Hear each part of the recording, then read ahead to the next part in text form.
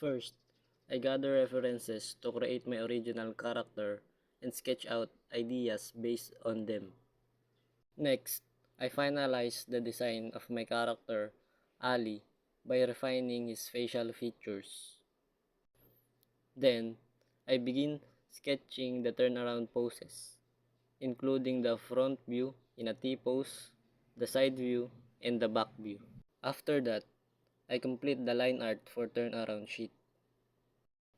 Next, I use a reference to sketch Ali's pose. To finalize the pose, I use the finalized face of Ali to ensure I accurately capture his facial features. After that, I start drawing Ali's different expressions. I begin with the shock expression, followed by angry, smiling, crying, laughing, and fearful expression. For coloring, I first apply solid colors to the turnaround sheet, expression sheet, and pose. Finally, I add shadows to enhance each of drawing details.